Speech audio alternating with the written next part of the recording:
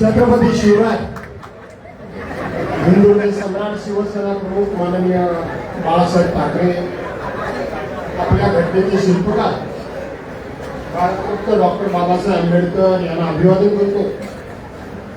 आपल्या पक्षाचे पक्षप्रमुख आदरणीय उद्धवसाहेब ठाकरे, मनसेचे पक्षप्रमुख राजू ठाकरे आणि या देशाचे नेते राष्ट्रवादी काँग्रेस पक्षाचे प्रमुख आदरणीय पवारसाहेब, व्यासपीठावर बसलेले माझे ज्येष्ठ सहकारी आणि ज्यांनी आम्हाला त्या काळामध्ये घडवलं ते मनसेचे उपाध्यक्ष दशरथराव चव्हाण, शिर्के, शिवसेनेचे विभाग प्रमुख श्री सुरेशजी पाटील, त्याचबरोबर मनसेचे मुंबई उपशहर अध्यक्ष योगेश सावंत, राष्ट्रवादी काँग्रेस पक्षाचे तालुका अध्यक्ष अनवरभाई दळवी, मनसे विभाग अध्यक्ष गणेशजी तुकल, शिवसेना महिला विभाग अध्यक्षा, त्याचबरोबर स्वप्नालीताई खेवडे, प्रज्ञाताई सकवार, व्यासपीठावर बसलेली सर्वच मान्यवर मंडळी आणि मोठ्या संख्येने उपस्थित असलेल्या बांधवांनो, भगिनींनो आणि सहकारी मित्रांनो, खरं तर 74वी घटना दुरुस्ती झाली आणि या घटना दुरुस्तीमध्ये अशी महत्वाची दुरुस्ती केली गेली की येणारी कोणतीही निवडणूक असू द्या, दर 5 वर्ष पूर्ण होतात क्षणी त्या निवडणुका झाल्या पाहिजे, त्या निवडणुका निवडणुका पार पडल्या पाहिजेत, अशा प्रकारची घटना दुरुस्ती त्या ठिकाणी झाली। आणि साधारणपणे आपल्याला आठवत असेल की 1985 सालापासून 90 सालापासून होणारी प्रत्येक निवडणूक ही 5 वर्ष पूर्ण झाल्याबरोबर निवडणुका पार पडल्या। आपल्या मुंबईची खऱ्या अर्थानं मुदत संपली ही 2022 साली संपली आणि निवडणूक कधी होते 2026 ला। म्हणजे खरी तर या निवडणुका 4 वर्षापूर्वी व्हायला हव्या होत्या, त्या निवडणुका मुदत संपल्यानंतर 4 वर्षानं होत आहेत आणि अशाच निवडणुका नगरपालिका, नगरपंचायती, त्यानंतर आता होणाऱ्या जिल्हा परिषद आणि पंचायत समित्या यांच्या सुद्धा निवडणुका 5-5, 6-6 वर्ष जाणीवपूर्वक घडवण्याचं काम हे विद्यमान सरकारने केलेलं आहे। या सरकारचा आपण जर बारकाईने बघितलं तर केंद्रामध्ये 2014 साली सत्ता बदल झाला, भारतीय जनता पार्टीचं सरकार केंद्रामध्ये आलं, त्याच वेळेला 2014 साली भारतीय जनता पार्टीचं सरकार महाराष्ट्रामध्ये देखील आलं। मुळामध्ये आज भारतीय जनता पार्टीचा या लोकशाहीवर अजिबात विश्वास नाही, डॉक्टर बाबासाहेब आंबेडकरांच्या संविधानावर यांची श्रद्धा नाही आणि यांना कोणत्याही परिस्थितीमध्ये लोकांकरता लोकांनी चालवलेला राज्यकारभार हा यांना अजिबात मान्य नाही। आज केंद्रामधले जे मंत्रिमंडळ आहे ते जर आपण बघितलं, आपल्याला देशाचे पंतप्रधान नरेंद्र मोदीजी आणि गृहमंत्री अमित शहाजी याच्या पलीकडे तिसरा मंत्री कोण ते नितीन गडकरी आपल्या महाराष्ट्रातले असल्यामुळे आपल्याला फक्त माहिती आहे, यापेक्षा केंद्रामध्ये तिसरा मंत्री कोण हा आपल्याला माहित नाही। काय माहिती? मागच्या मंत्रिमंडळामध्ये स्मृतीताई इराणी होत्या म्हणून थोड्याशा माहिती होत्या, पण आता त्याही मंत्रिमंडळामध्ये नाही, बरोबर आहे का नाही? त्यावेळेला स्मृतीताई इराणींचं नाव जरा बरंच, म्हणजे मी चांगल्या अर्थानं म्हणतोय, मी वाईट अर्थानं म्हणत नाही, गैरसमज करून घेऊ नका। अच्छा, त्यांची जागा आता कंगना नव्हती घेतली का? ते मला माहितच नव्हतं, आमच्या मित्रांनी सांगितलं, मला वाटलं अमरावतीच्या नवनीत राणाने घेतली की काय, पण त्या पराभूत झाल्या काय? अच्छा, तर मी त्या दूरच आहेत जरा, सध्या कंगना राणावंतच नाव आहे। डबल सक्रिय आहे. अच्छा, चांगली गोष्ट आहे. आणि म्हणून केंद्रामध्ये एक किंवा दोन मंत्र्यांची नावं सोडली तर बाकी पुढचा मंत्री कोण हे आपल्याला माहित नाही. तीच परिस्थिती महाराष्ट्रामध्ये आहे. तीच परिस्थिती महाराष्ट्रामध्ये आहे. महाराष्ट्रामध्ये एक फूल आणि दोन, असं कोण म्हणतं? उद्धव साहेब म्हणतात. एक फूल आणि दोन हाफ. आता ते दोन हाफ, त्या हाफ मध्ये सुद्धा ते आता हाफ झाले, थोड्या दिवसानं ऑफ होऊन जाते. ही त्यांची परिस्थिती आता. आणि भारतीय जनता पार्टीची ओळखच मुळात आहे बांधवांनो भगिनीनो, की ज्यांच्याबरोबर मैत्री करायची त्या मैत्रीला मित्र म्हणून जागायचं नाही, त्या मैत्रीशी प्रामाणिक राहायचं नाही. तर भारतीय जनता पार्टीची त्यांची जी मातृसंस्था आहे त्यांनी शिकवण अशी दिलेली आहे की पहिल्यांदा जर संपवायचं असेल तर आपला मित्र संपवा. पहिल्यांदा जर संपवायचं असेल तर आपला मित्र संपवा. याचा अर्थ जर आपण दोन भाऊ असू तर त्यातला एक भाऊ हा हक्कानं आपल्या प्रॉपर्टीला वाटेकरी होऊ शकतो. आणि म्हणून पहिल्यांदा आपला माणूस संपवायचा. विरोधकांशी जर आपल्याला लढायचंच आहे त्यांना आपण कधीही संपवू शकू. आणि म्हणून पहिल्यांदा आपल्या मित्राला संपवा. भारतीय जनता पार्टीची ही रणनीती आजची नाहीये.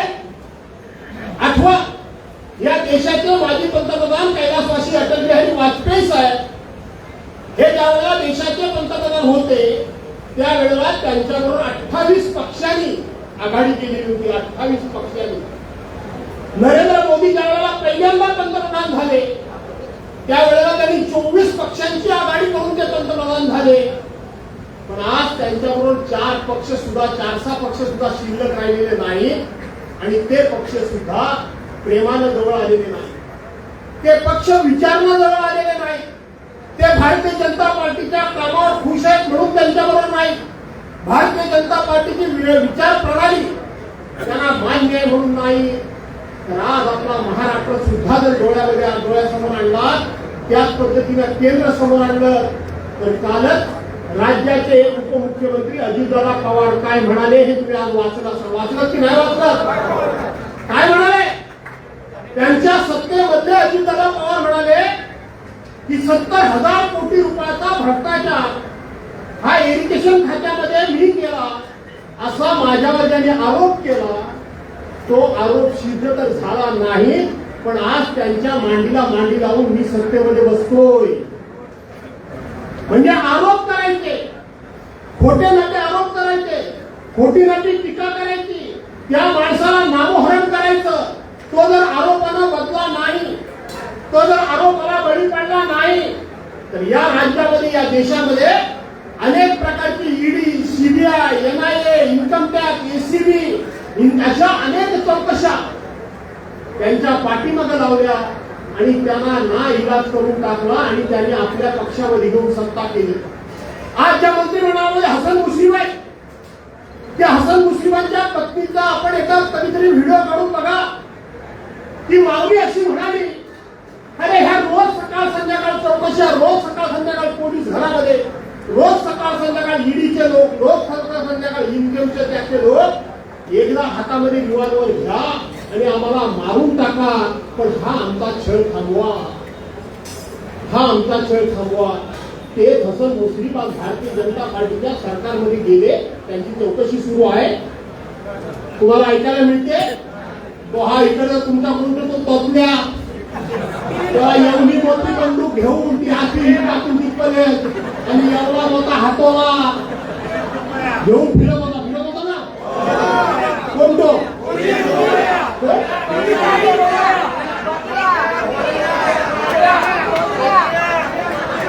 मला फक्त संजय राऊत नागडा पोपट म्हणतात तेवढंच फक्त मला माहिती आहे.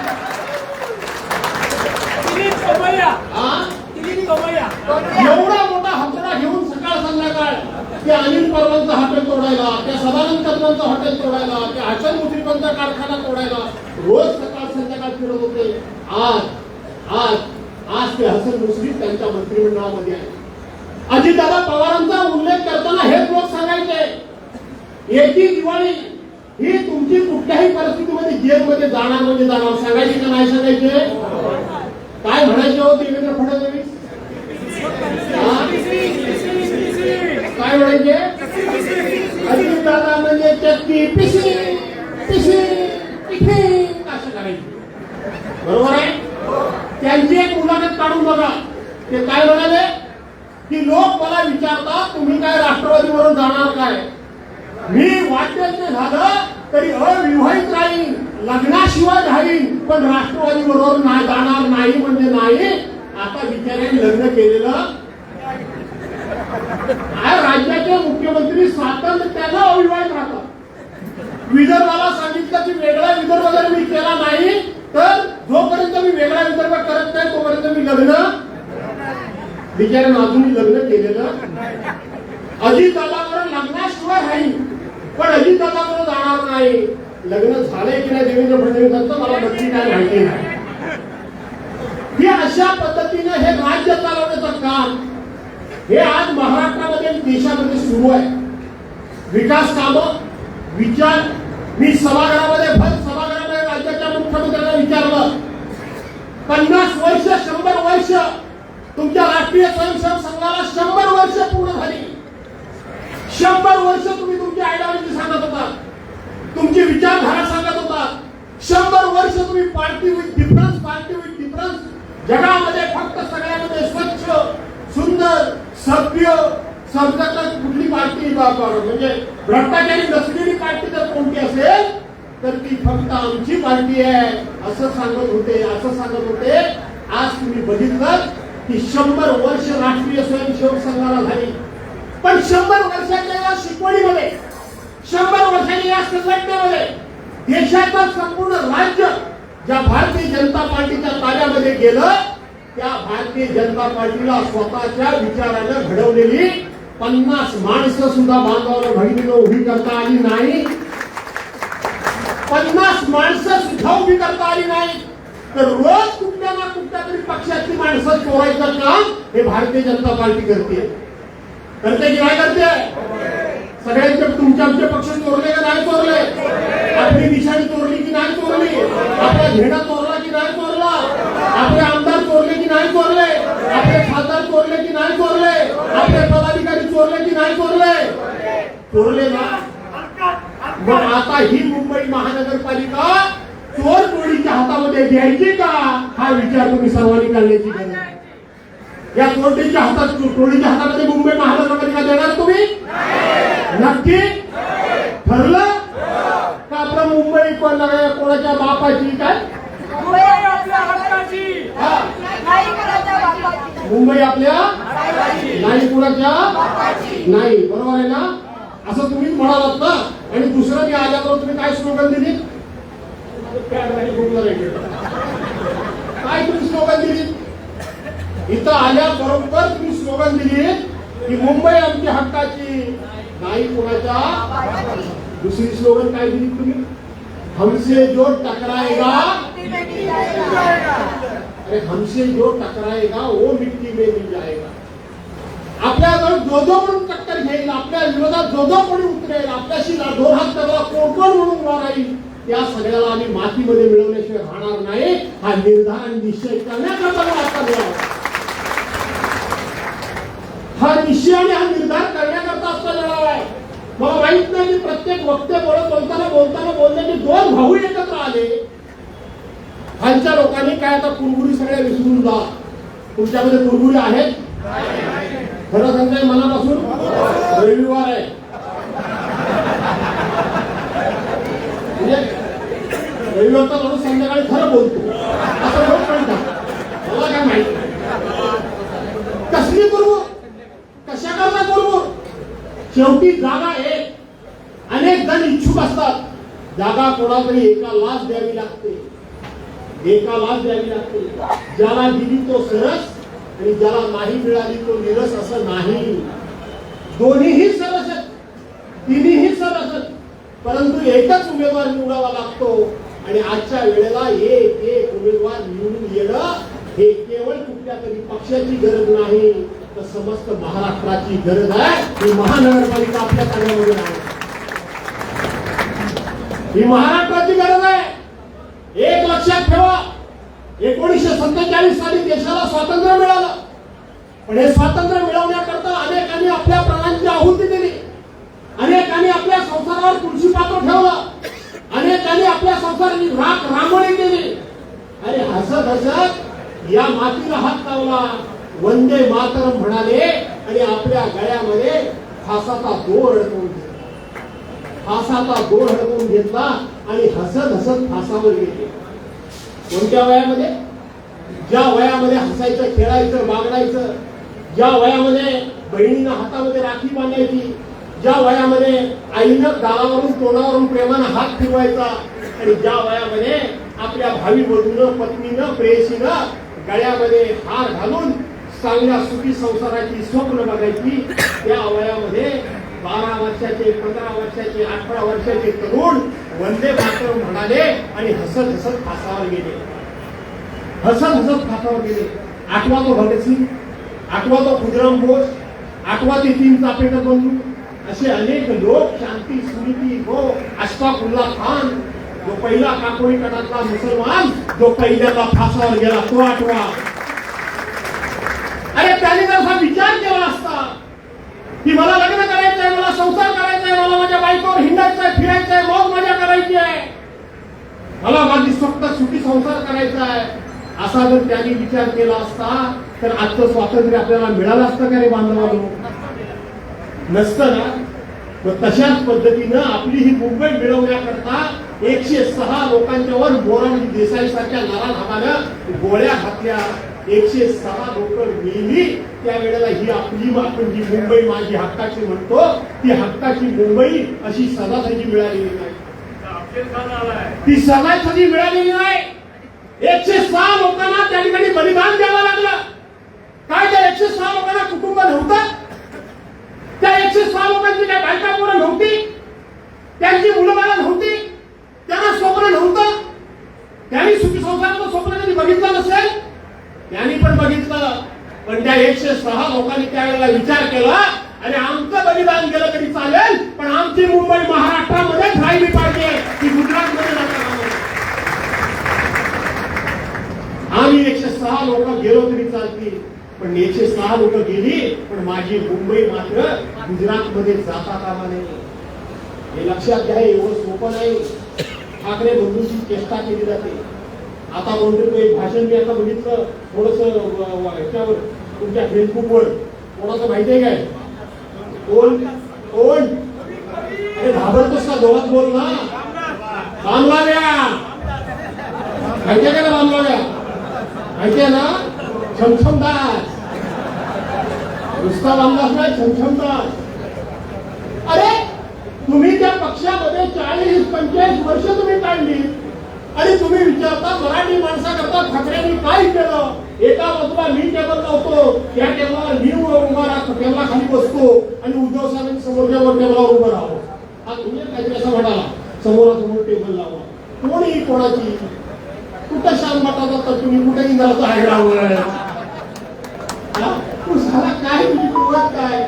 अरे मला रामदास साहेबांना विचारायचं आहे की 2 वेळेला विधान परिषदेवर तू गेलास, 2 वेळेला मुंबई महानगरपालिकेच्या नगरसेवकांनी तुला मतदान केलं, तुला मी काढला 2000 रुपये. माहितीये की तुम्हाला मी काढला?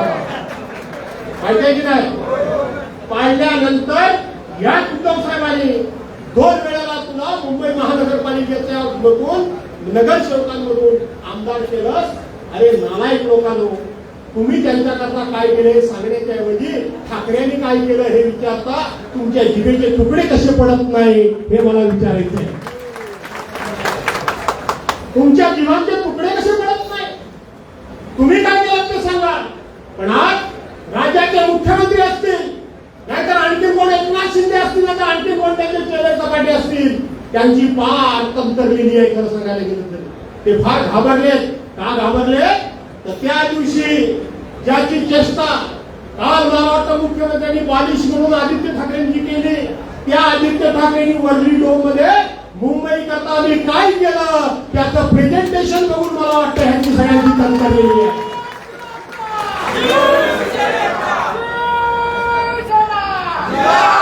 सगळ्यांची तंतरलेली आहे. जबरदस्त प्रेझेंटेशन बघितलं की नाही तुम्ही? काही करू नका. त्याच्या पुस्तिका छापलेल्या आहेत. एक पुस्तिका ती आणा, ती वाचा आणि ती पुस्तिका जो म्हणून मुंबईकर आहे, केवळ मराठी माणूस नाही, माझा आग्रह मी तुम्हाला सांगतो, केवळ मराठी माणूस नाही, मराठीमध्ये त्याच्यामध्ये मुस्लिम पण आले, बौद्ध पण आले, सगळे मराठीच आहे हे लक्षात ठेवा. आणि त्यांनी देखील समजून घ्यावं की मराठीचा अर्थ काय आहे तो. पण त्याचबरोबर गुजराती असतील, मारवाडी असतील, जैन असतील, ख्रिश्चन असतील, शीख असतील, त्यांच्याकडे ती पुस्तिका घेऊन जा, बसा आणि त्या पुस्तिकेचा एक एक प्रश्न त्यांना विचारा की या केलेल्या योजनेचा तुम्हाला फायदा झाला नाही का. ही ती पुस्तिका ही 75 पानाची आहे. तुम्हाला त्या सगळ्या लोकांना, जाती धर्माच्या लोकांना मुंबईमध्ये केलेल्या कामाचा प्रशासनाने फायदा झाला नाही का. आज भाषाबद्दल शिक्षण असेल, अरे 1000 लिटर पाणी 3 रुपये 50 पैशामध्ये जगाच्या पाठीवर कोण देतो? 5 रुपयामध्ये बीएसटीचा प्रवास आता त्यांनी दुप्पट केला, कोण देतो? पूर्णपणे मुंबईमध्ये शिक्षण मुलाला फुकट कोण देतो? मुंबई महानगरपालिकेची स्वतःची हॉस्पिटल असलेली जगामधली एकमेव महानगरपालिका आहे, ती म्हणजे मुंबई आहे. हे लक्षात ठेवा तुम्ही सगळ्यांनी. 1948 साल सांगत काही किलोमीटर रस्ते मुंबईने तुम्हाला दिले, ते या ठाकरेंच्या 1997 ते 2002च्या दिव्या नेतृत्वाखाली आपल्या सर्वांना दिले. आपल्या सर्वांना दिले. इतकंच कशाला, ज्या वेळेला ही महानगरपालिका शिवसेनेच्या ताब्यात गेली त्यावेळेला 600 कोटी रुपये मुंबईचे ज्या शिवसेने म्हणजे आपल्या महानगरपालिकेवर कर्ज होतं. 2022 साली जेव्हा आपली सत्ता गेली त्यावेळेला थोडे नाही तर 92,000 कोटी रुपयाचं डिपॉझिट हे मुंबईकरांना ठेवलं गेलं. 92,000 कोटी रुपये. कोण खरा कारभारी चांगला, कोण कुटुंब प्रमुख चांगला, की जो कुटुंबाच्या पुढच्या 4 पिढ्यांची व्यवस्थितपणे व्यवस्था करून ठेवतो तो चांगला, का आहे ते सगळं वरपडून खातो तो चांगला? कोण चांगला? भविष्याची सोय करून ठेवतो तो चांगला ना. हे आहे ते वरपडून खाण्याकरता गेले. कालच मी वाचलो कुठेतरी, गुजरातची नगरपालिका, ही गुजरातची नगरपालिका देशाच्या पंतप्रधानांची नगरपालिका असणारी नगरपालिका 5,000 कोटी रुपयाच्या कर्जामध्ये आहे आणि माझी महानगरपालिका 92,000 कोटी रुपयाच्या फिक्स डिपॉझिट मध्ये आहे. हा फरक आहे त्यातला. आज मला आता तुझ्या पत्रकारांनी विचारलं, मी सकाळ मगाशी 209 वार्डाच्या त्या उर्मिलाताई पांचाळ त्यांच्या कार्याचं उद्घाटनाला मी गेलो. सगळा मीडियाचा करायला मला ते विचारत की मुख्यमंत्री म्हणाले ते असं म्हणाले, तेव्हा तुमचं म्हणणं काय? आपला मी बोललो. त्याच्यानंतर ते बावनकुळे आता मी काय केलं ह्याच्यात ते बोलले त्याच्यावर तुमचं म्हणणं काय? हा इकडे परवाच्या दिवशी काहीतरी चमत्कारण काय केस वाढवले तर बोलतो. कोण केसून का भरलं काय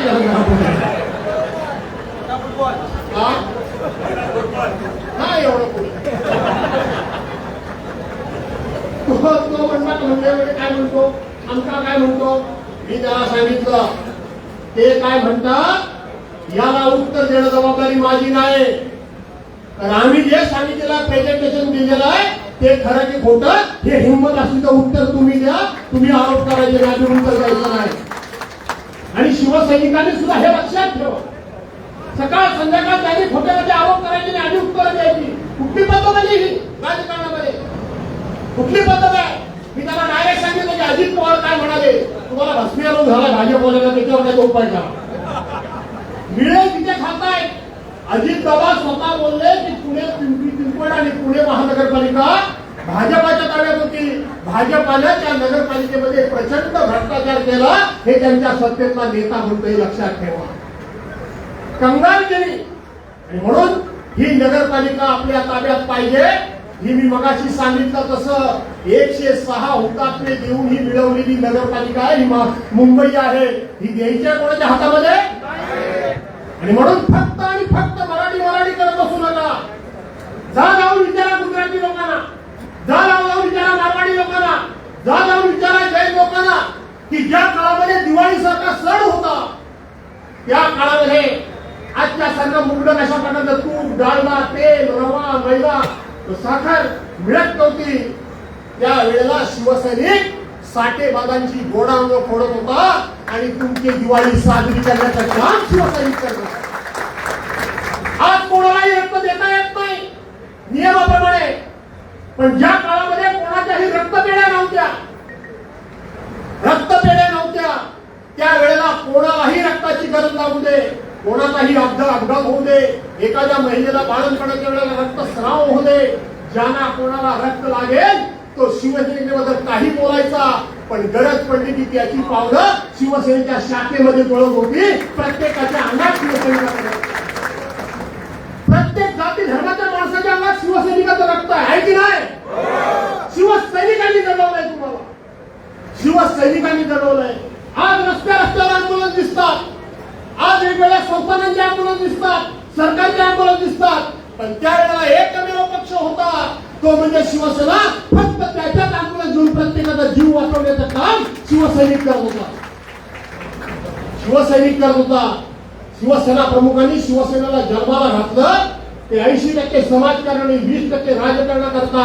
आज 57-58 वर्ष झाली शिवसैनिकांनी आपलं त्या ठिकाणी समाजसेवेचं व्रत सोडलेलं नाही. सोडलं? अरे सोडलं असतं.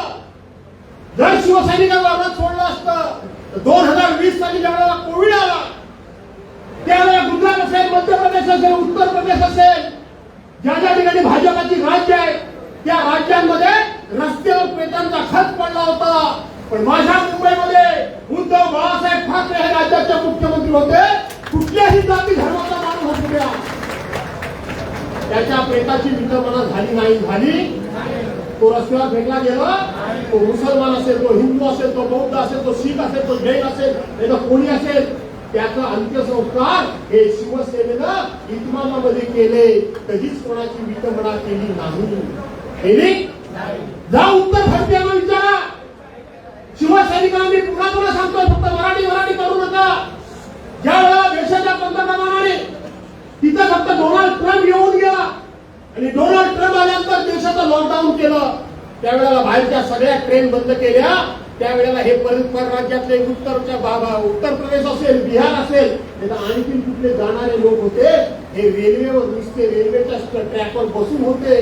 कुठेही चालत जायचे, पोलीस त्याला पकडायचे आणि कुठेही आणून ठेवायचे. त्या सगळ्यांची भूक भागवण्याचं काम माझ्या उद्धव बाळासाहेब ठाकरेंनी केले. काय म्हणता, कशाला फक्त मराठी करता? अरे ही मुंबई ही सगळ्या जाती धर्माच्या, पक्षाच्या, प्रांतांच्या सगळ्या लोकांची आई आहे. आई, या आईला मारण्यात भाजपने मारायला टाकले. स्वतःच्या आईला तुम्ही मारून देणार? विचारा लोकांना.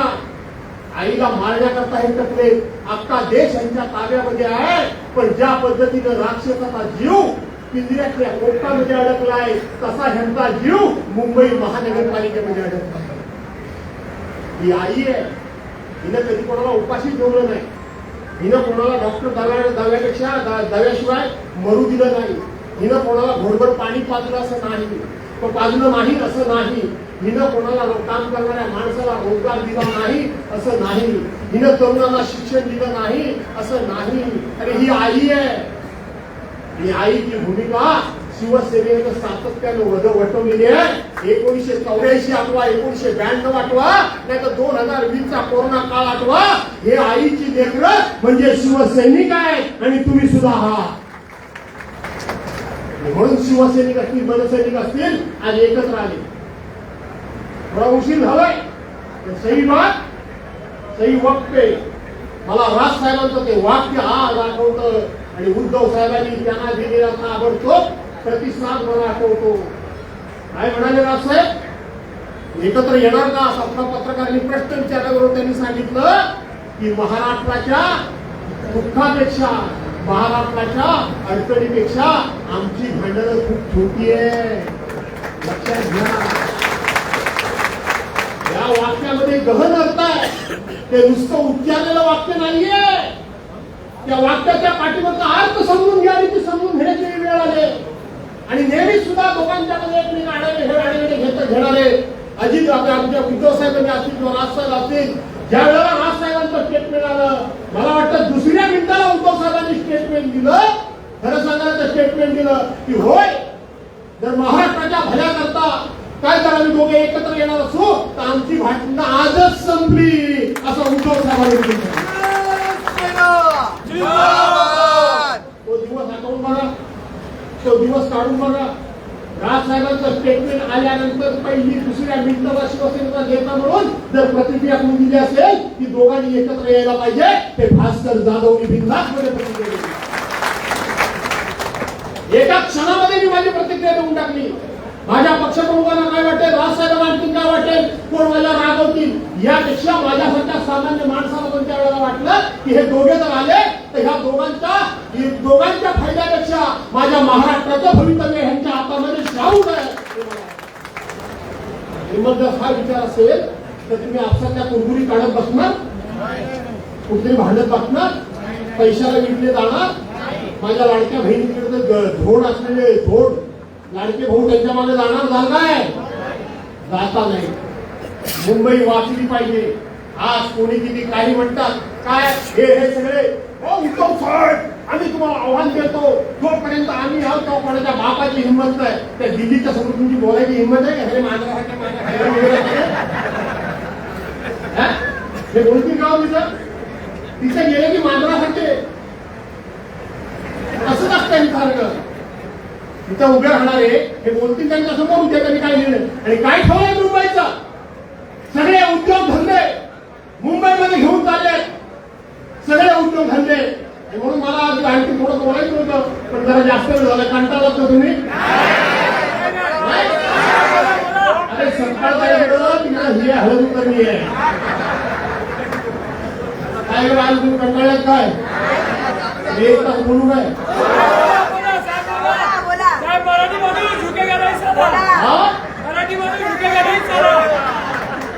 हे निवडणुकीवर 15 तारखेला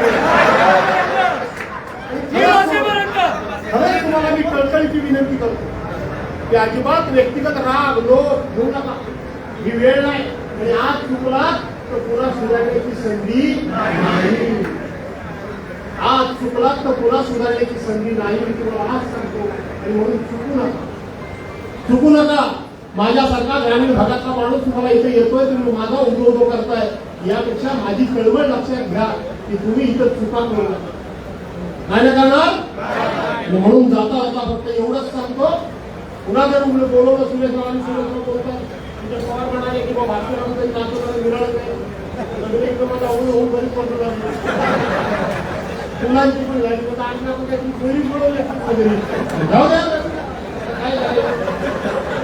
आणि म्हणून मी एवढंच तुम्हाला सांगतो जाता जाता की आपले उमेदवार या भागात किती आहेत, या भागामध्ये 6 बरोबर आहे. नक्की निवडून देणार काय बघा. रिझल्टच्या दिवशी मी मुंबईत आहे, 6 तुम्ही निवडून दिले की तुमच्यावर नाचायला भास्कर आला.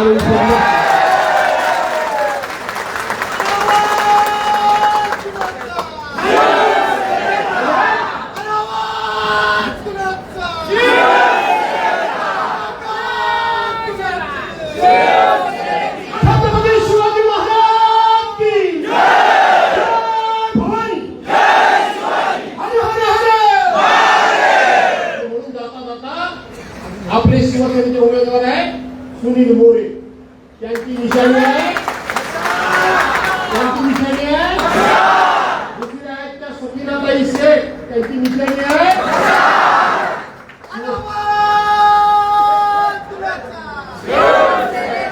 शिवसेनेचा आणि उद्धव साहेबांच्या नेतृत्वाचा करिश्मा काय तो बघा. त्यांचा भगवा पट्टा घालून सकीनाताई आपली उमेदवारी घेतात. इथं कितीतरी मुस्लिम मुस्लिम महिला सुद्धा आल्या आहेत आणि भाजपची पोटदुखी आहे तीच आहे. बटेंगे तो कटेंगे, बटेंगे तो कटेंगे. इथं चाललंय हिंदू विरुद्ध मुस्लिम, बरोबर आहे. हा बाकी जातीपातीचं काय ते शीख विरुद्ध काय शिवसेना विरुद्ध अमुक तमुक हे बघतायत आपल्याला वाटायला आणि कापायला हेच बघतायत. हे सगळे कसाही आहेत खरे सांगायला गेलं. त्यामुळं सकीनाबाईला निवडून आणायची का नाही. शिल्पाताई भोसले या शिवसेनेचे उमेदवार आहेत, त्यांची निशाणी आहे स्वरूपाताई पाटील या शिवसेनेच्या उमेदवार आहेत, त्यांची निशाणी आहे आणि आता सईताई शिर्के आहेत माझ्या गावाने आहेत, त्या मनसेच्या उमेदवार आहेत, त्यांची निशाणी आहे लक्षात राहील ना. आणि दुसऱ्या त्यांच्या उमेदवार आहेत गीता विजयाताई गीते मनसेच्या, त्यांची निशाणी आहे म्हणून 15 तारखेला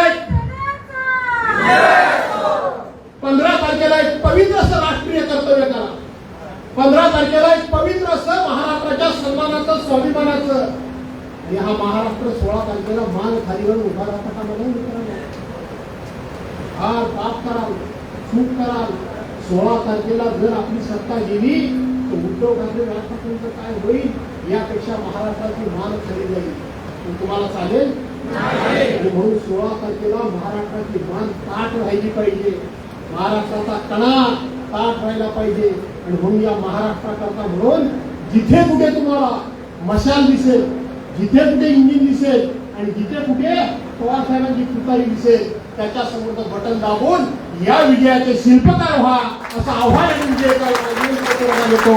जय हिंद, जय महाराष्ट्र.